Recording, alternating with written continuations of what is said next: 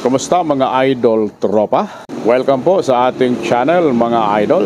Sa video na to mga idol ay share ko sa inyo kung paano mag DIY ng hindi gumaganang stoplight ng NMAX version 1.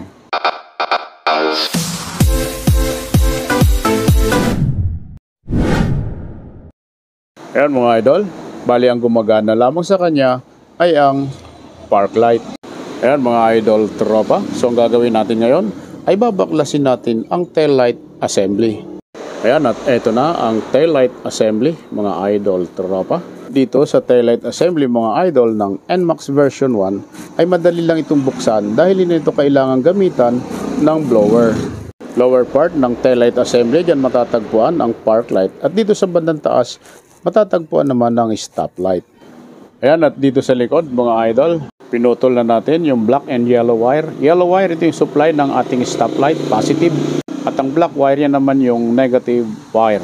Okay mga idol, so sa pagbaklas naman ng lens, ganito lamang ang ating gagawin.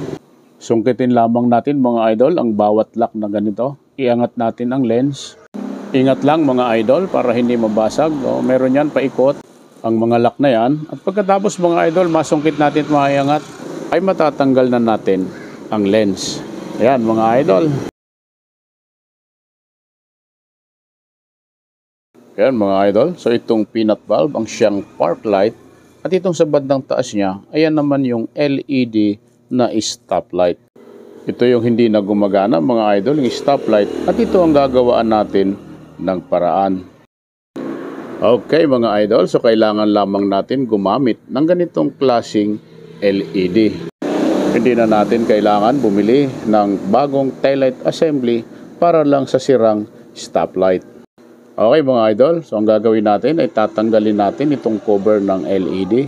Kukunin lamang natin yung mismong ilaw.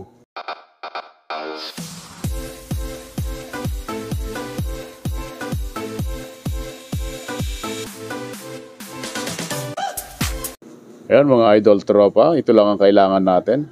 Mas maganda kasi alisin yung mismong cover para mas maliwanag ang ilaw. Pwedeng gumamit ng kulay red mga idol o kaya ay white. 2 piraso ng ganitong LED mga idol ang ilalagay natin.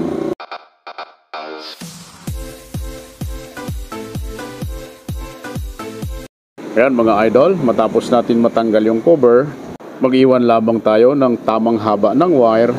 At idugtong natin yung magkabilang wire mga idol, negative to negative, tsaka positive to positive sa bawat wire or sa magkabilang wire ng bawat LED.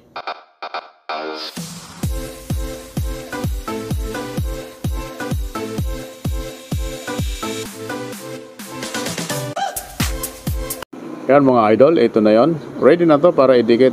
So ang magiging pwesto niyan mga idol dito sa area na to.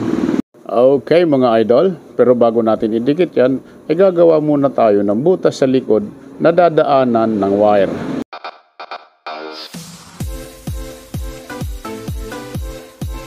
Ayan mga idol tropa, saktong butas lang para sa dadaanan ng wire.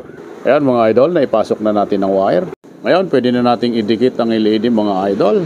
Ipwesto na lang natin ito ng maayos. Ay mga idol, sa pagdikit, diskarte na lang natin kung paano natin ito mailalagay ng safe na hindi siya matatanggal. Ang ginawa ko dito mga idol tropa ay naglagay ako ng manipis na double adhesive tape at pagkatapos ay pinatakan ko ng shoe glue yung LED at siya namang ididikit ko kung saan doon ko ididikit yung double adhesive tape. Ayan mga idol.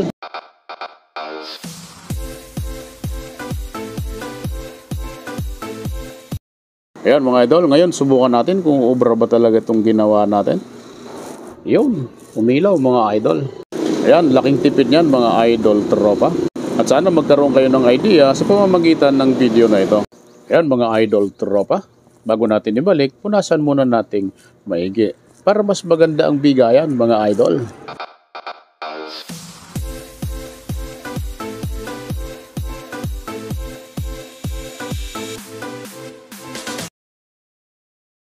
Ngayon, subukan uli natin na nakakabit na ang lens, mga idol.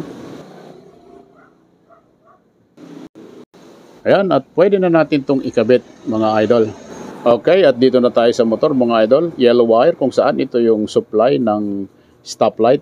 Ikakabit natin ito mga idol dito sa white wire na galing sa LED. Kung saan ito yung positive wire ng LED. Okay?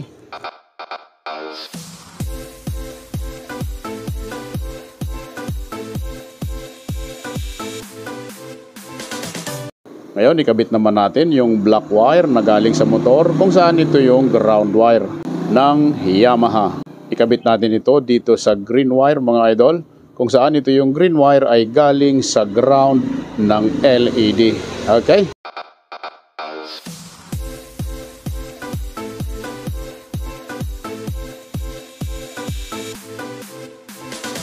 Ayan mga idol, sana may natutunan kayo sa video na to at sana nakatulong sa inyo. Maraming salamat sa inyong panonood mga idol tropa. Like and subscribe na lamang po mga idol tropa.